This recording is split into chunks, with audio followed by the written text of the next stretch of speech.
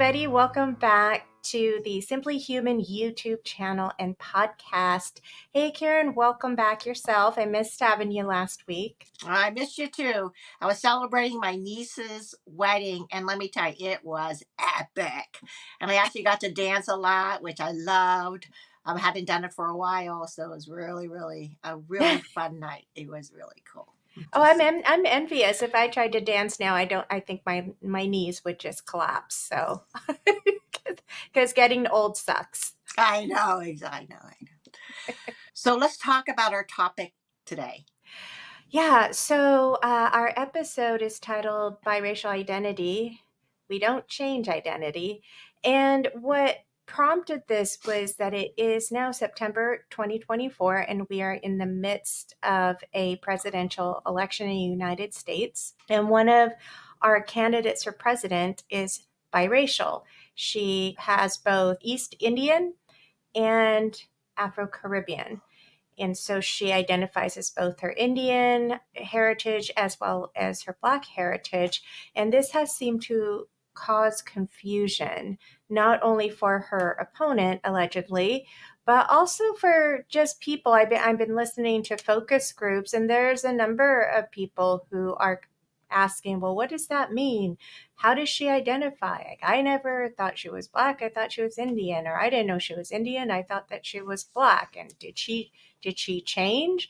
And it's been interesting as a biracial person myself to be observing this type of confusion, because as of 2020, the number of people who identified as being two or more races in the United States after the census increased 168%.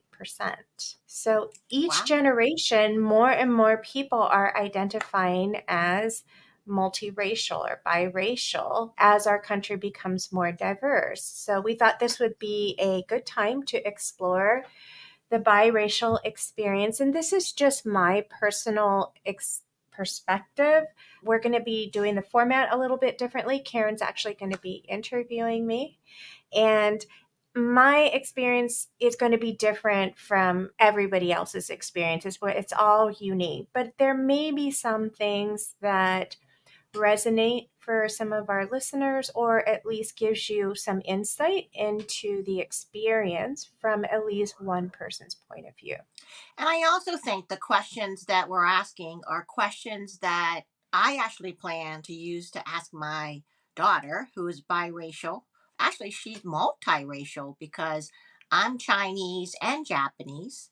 And my husband is Caucasian, but he's a mixture of French and Irish and Polish and a whole bunch of other things. So it's interesting that it's actually, I just never thought that I was actually biracial with even my Chinese and Japanese until this became a political issue. I just never thought about that. I think I always check off race. I mean, I always check off Asian, right? Asian. Yeah, Asian. right. And it's just so I don't never think I was biracial because I checked off Asian. But I'm realizing for my daughter, it's a different interesting. And it's different generational too. That's the interesting part of it as well. Before we start though, let's don't forget, we would love for you to hit that like button, the subscribe to the channel, share it with other people because it's a very important topic, especially here in the United States. And hit that notification button so you know when our new episodes are posted. And for podcast listeners, we really would love you to hit the text us button link with your comments and questions. So Christina, let's just start out with just a basic definition, even though you just mentioned a little bit, and I did too. But when we're talking about biracial and multiracial, what are we really talking about? In general, what we're talking about, at least when we're talking about demographic questions, we used to have these or we still do. We have these categories. You fill out a form. Are you Caucasian? Well, what's your race? What's your ethnic? It's interesting because race and ethnicity are often used on these forms interchangeably. So it would say white, Black, Hispanic, white, like non-Hispanic, there's just like at these handfuls. And for a long time, you could just pick one. And so if you had a parent who was Asian and a parent who was white, what do you pick? So biracial or multiracial is that you have a heritage, your parents, one parent is one race and one parent is the other race. And so the offspring or the children are biracial. All right, so let's go to the opening question. I would really love to hear. Can you share a little bit about your background and your personal journey with your biracial identity? Okay, so it's interesting because I'm actually second generation biracial. With Mm, it in itself is unusual. So, as I said, typically what we're talking about is you have one parent of one race, say you have a Caucasian parent and you have an African American parent. And so then the offspring of the child is biracial. But both of my parents are biracial. My grandmothers are Filipino, and my grandfathers are both Caucasian. One grandfather immigrated from Poland. My dad's father came from like an Ashkenazi Jewish tradition. Like you see a picture of my great oh, grandfather. interesting. He's got like the black robe and the long beard, and I was like, that's my great grandfather. Yeah, my aunt did some research and found out that we're descended from not only Jewish but a lot of rabbis. I went and looked in that area. It's like, Oh, oh my yeah, interesting. Rabbi Caro's everywhere. So my last name Caro is actually from a Jewish last name. And then my mother's Oh, father, he's interesting. from West Virginia, like seventh generation West Virginian, probably German American somewhere back there, Wow. Yeah. kind of living in the mountains. I when I first went to Virginia, I got a call from a cousin who said, "Hey, just wanted you to know you've got kinfolk out here." I was like, "Okay, cool." That's kind It of is cool, really though. cool. So then they went to the Philippines. They got stationed there in the Pacific Theater during World War II. And then they ended up marrying local girls and having their kids. So all my aunts and uncles are biracial. And all of Mm, my okay. cousins, though, it's really interesting. Only my mom and dad are two biracial people who got married and had kids. All my other biracial aunts and uncles married either a Filipino spouse or a Caucasian spouse. So my cousins either look more Filipino, some Spanish, a little bit more have because Filipinos have a lot of Spanish in our blood from 350 years Hmm. of colonial occupation, which is, by the way, folks, longer than the United States has been a country. Oh, that's So interesting. even Yeah. that, even being Asian, the Philippines is in Asia, but we share a lot with Hispanic culture. We're like the Hispanics of Asia. One term is Mm, okay. Hispasian is a term. I did not know that. Yeah, Okay. so Cool. that's why it's like biracial, multiracial. When you've got that strong Spanish influence, you're like, okay, what kind of Asian are we? That question. It's Catholic, last. And the answer is, does it really matter? No. Well, But that's when I cool. went to the Philippines, it was really interesting. I met some of my dad's like elementary school friends, and they were pining about the state of the Philippines, and they're still blaming the Spaniards. And they look across the ocean to the rest of Asia, and they're like, they're so much more successful. They don't have the corruption. This is the Spaniards' Oh, fault interesting. because there are cultural influence from, say, I did a paper on this.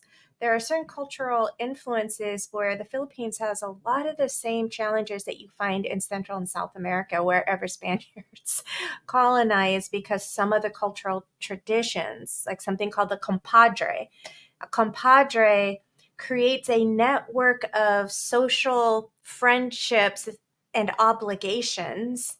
So it's like, oh, you give my friend's son a job because you're my Hmm. compadre. And so there's a lot of Right. nepotism that's going on. Oh, yeah, Yeah. yeah. Okay. And then most of Asia's Buddhist and the Philippines it's Catholic. So it's different. So let me ask you, I really want to explore this identity thing. So when you think about what are some of the actual challenges you face growing up as a biracial individual? So it's an interesting thing. Again, my experience is going to be so different from someone who has a parent of each race. I think there's more of a challenge there, especially now it's better because they have these forms you have to fill out and you can pick more than one race. But before they did that, and that change has only been the last 15, 20 years. Before that, if you were biracial, you had to pick one. And no matter what you did, you felt like you were betraying your other parent. For the person who has that struggle, it's really challenging. Now, when you're like me, biracial, second generation, it's a little bit different. It's almost like I don't quite. I always felt like I didn't quite fit in anywhere. I went to a Interesting. school that was a third, primarily Japanese Americans, about a third Mexican American, and then a third Caucasian.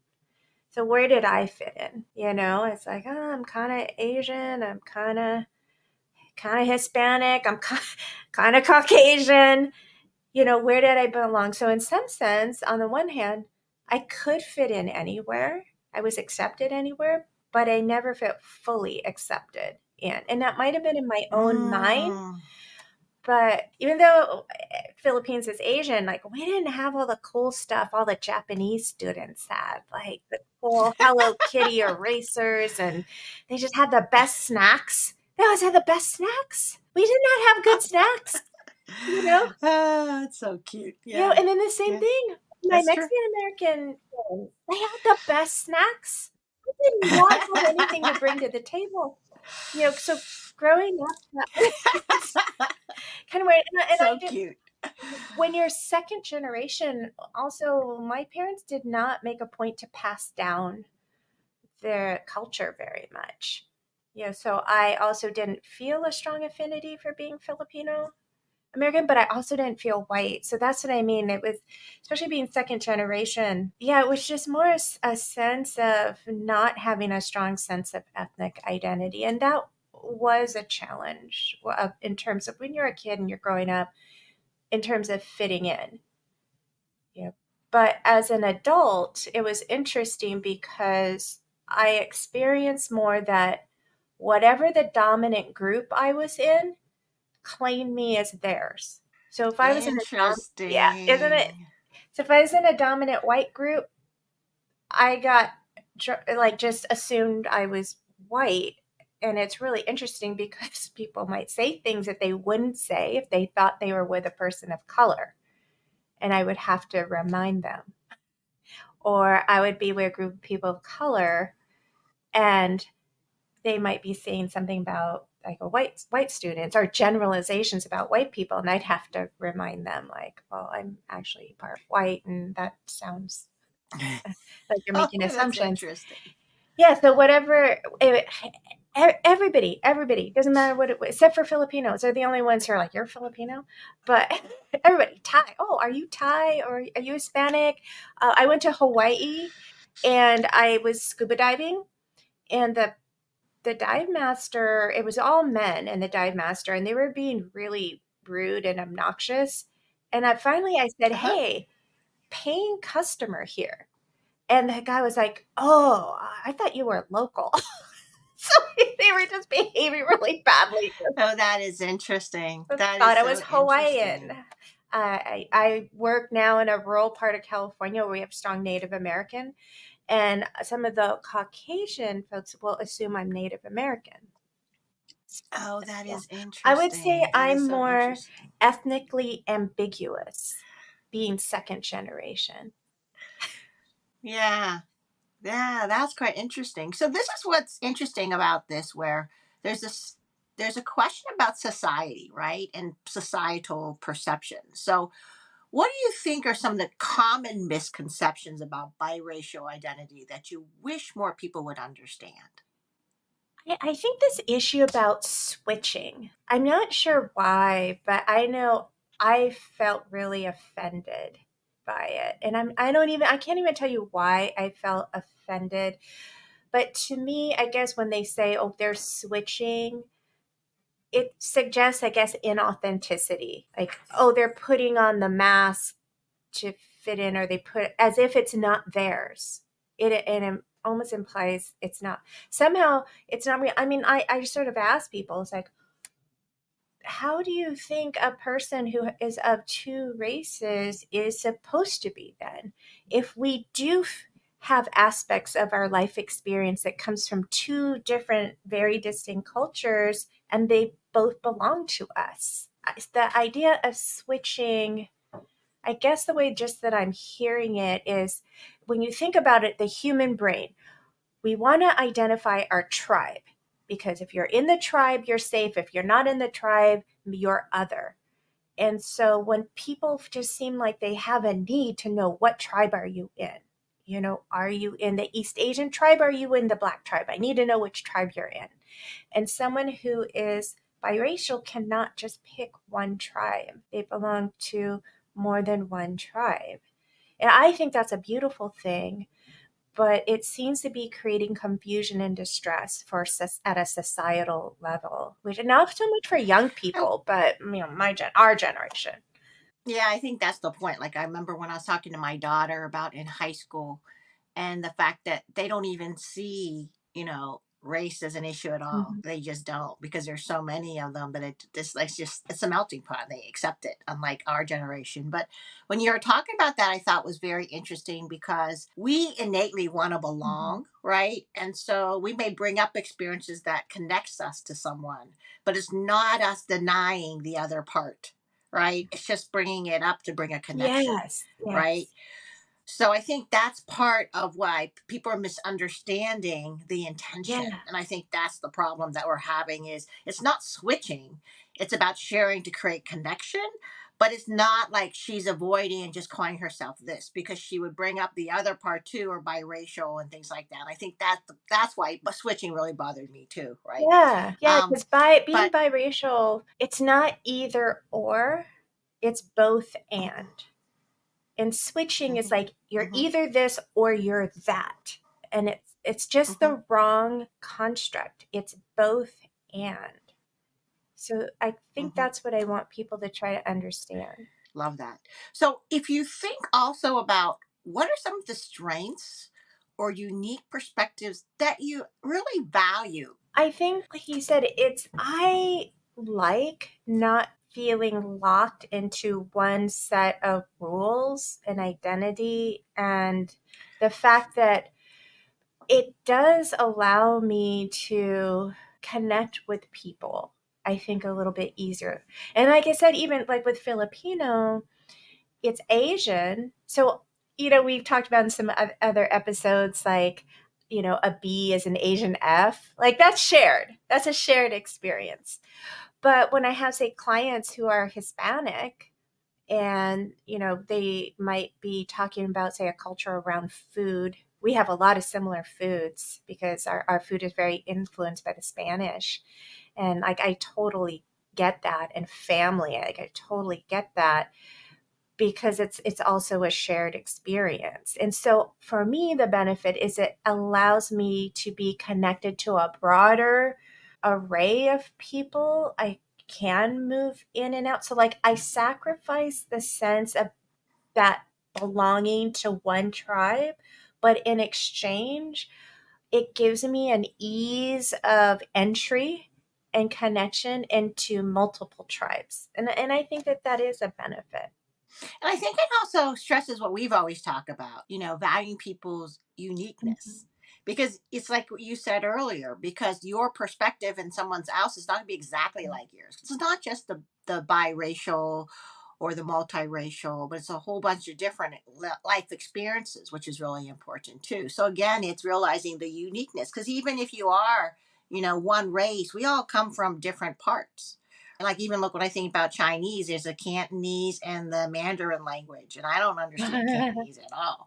And so, but it creates a unique perspective that I bring, right? And valuing the different, even if we are one race. And I think that's what's interesting too. So I love the answer that you've given. And I think that's the I uniqueness do think that that perspective. is a benefit for me being second generation. I did a Yeah. paper on biracial identity development like a number of years ago, and that's like I said, the thing that I didn't have to struggle with is within my own family. Within my own family, how do I identify? So am I betraying one side if I identify more, or I just, the physical features looks more like one side of the family? Or like I have my friend who is half black, half Mexican. She looks Mm-hmm. like a black woman for the most part, although she has more, her hair is Mexican. She's Mm-hmm. just beautiful. And she worked at a company, and they were doing something to celebrate like Hispanic workers, and they gave all the Hispanic workers a t-shirt, and she didn't get one. And so she's like, how come, what is this? Like, how come I didn't get a shirt? And they're like, well, because you're black. She's like, I'm half Mexican.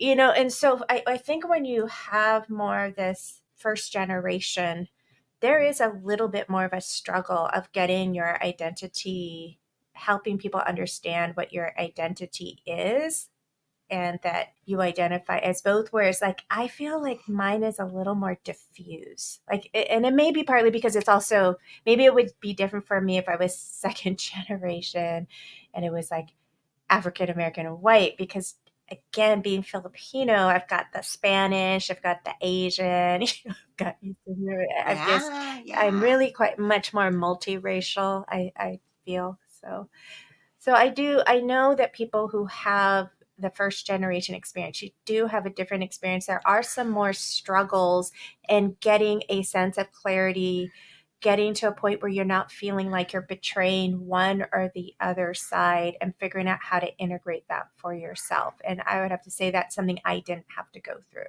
So, what advice, though, as a psychologist, and that you would advise someone who is actually struggling with their biracial identity? Yeah, it's a journey. It's a journey. And I'm going to just take the simplest. You have a good relationship with both parents, and you are more in that struggle of, if I have strong physical features, is it betraying, the other parent? And I think the work in biracial identity development is this path of integration. How do you claim both of it because they both belong to you, even in a society that is trying to frame it as, well, which are you, which are you? Like I said, having those demographic forms that are constantly were forcing you to pick one or the other, that was very damaging. I felt psychologically. I would check other, and I asked my parents, I'm like, what do you check off? And they're like, other. So Oh, that must have made you feel good. yeah, I thought it was really, really interesting. Oh, my dad says, I would ask what ethnicity. He said, I'm American. I'm like, that's not an ethnicity. He was like, oh, well, other. Yeah, well, I remember when we were getting married back in 1991, when we were filling out the wedding marriage certificate, and I had to choose a color. And, and so it was very interesting because it's a color like black, white, red, right? And of course, as an Asian, it's yellow. But I said purple in defiance. It was like the first time I ever like was like defiant to say I'm not, I'm American. It was very interesting though, and I was like, you know, and then I said, did I really say purple? Did I dream that? But seriously, it was so interesting that I had to choose one, right? And I don't know. It's just very interesting about that. And I think that I could under feel that. So I feel like I was being labeled. Yeah, I don't feel like it's right to be labeled, right? Because everybody has unique yeah. perspectives, right? And it should be less and less because it actually creates the divide that we're not talking about. Because again, just like your father said, we're Hmm. Americans. I am an American citizen, right? So why does it matter in Hmm. essence, right? So I think that's interesting. So let me ask you another thing that I would love to find out. How can allies and friends better support your friends and individuals with biracial identities, do you think? So one of the things that's really hard when you're biracial is people say, "What are you?" So don't ever ask that It's kind question of as like well. yours, or you put purple and you just want to say, "I'm an alien," or "I'm an earthling," or but because when, especially someone like me, second generation, so ethnically ambiguous, I get that so much. Well, what are you? What are you? It's if you're curious, you could say, what's your cultural background as opposed to what are you? Because it almost implies you're not one of us. What are you? It's very alienating. So I would say I know. if you're curious, You're obviously you're not one of us because you look so different or something. So what are you? I could see that. I or could where are see that. you, Yeah. where are you from? I always get that in taxi cabs, and that always drove me nuts. And I've always said Pennsylvania. And they said, no, no, no, I don't mean that. I mean, I'm like, or you could come say, on. where are your ancestors from? Exactly. It gives Exactly. you that more that bigger picture. And then if you have biracial friends, it's really about understanding that there is this experience of having one foot in and one foot out. And so and being inclusive, curious, and welcoming, that's helpful. But also just ask, just show your curiosity and ask them, how can I help you? Because like I said, everybody's experience is different, particularly depending on even how your races, say you have two, how are those even treated in the United States? So like Filipino, I don't even know if you register, you go to a hospital, it's like you're going to have a Filipino nurse, but mostly what I hear about Filipinos is, oh, they have really really good food, like adobo. They've had adobo and they're like, oh, I love adobo. That's what I always hear. I love adobo. I don't care for it myself, but I'm glad for you.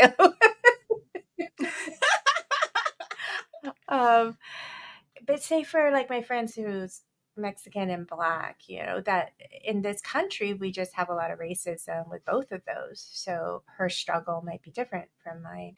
So don't assume that we know if we're welcome. I think that would be helpful to friends and allies. Don't assume that we know that. We don't know it. And it helps to know that we're welcomed in. And as we get to be adults, honestly, it does get easier. But if you have young people in your life, I think it's just opening, like you, Karen, opening that conversation with your daughter. Yeah, I'm excited to be able to take some of these questions, and we'll list the questions in the show notes too, so then they can have it. But I'm really anxious to ask those questions of her to see what she says. And it is interesting 'cause I feel like more and more it's multi-race, not even biracial Yeah. anymore. So that's what's interesting Yeah. too, right? So, is there a message or insight before we close that you'd like to leave the listeners regarding this biracial topic and biracial identity? I think the main thing, given just today and what's just going on right now, is this issue of suspicion. Is the person Mm, changing? Are they putting on a mask and then they're putting on this mask, and are they changing? And if you could walk away from this understanding that this is such a much more complex, interesting, curious experience, what it's like to hold two or more different ethnic identities within oneself, and to have some curiosity instead of suspicion. I think that would be a wonderful place to start. love it. Thank you, Love it. Karen, for these wonderful questions. I really appreciate it. Well, no, I just want to thank you also for really taking the time to share your perspective, because I think that's what's interesting that what Christine and I are trying to do is bring up topics that kind of hit our heart at any given moment that's happening. And I think that's what's so exciting about when we talk about human, simply human, because we want to bring up the experiences that are resonating with our hearts to share with you. And we'd love to hear you to share either directly to us via simplyhuman.connect@gmail.com or via the channels that we have out there. And again, we just wanted to thank you again and ask you to hit the like button, subscribe to the channel, share, and hit that notification button so you know when the new episodes are posted. And again, for podcast listeners, download it, hit the text, text us link or comment on our, YouTube channel. This is just an exciting time for us too, because we've actually hit 500 downloads at least, and 25 or 26 podcast episodes. And we're just so honored. Honestly, we feel very honored to be able to have people who listen to us to share our perspectives. And we look forward to really listening to yours as well, topics or whatever you like to say. Yeah. Thank you, folks, for giving me this opportunity to share my experience with you and for going on this journey with us on exploring the experience of being human. So until next time, we'll see you later. Bye, everybody. Bye, everyone.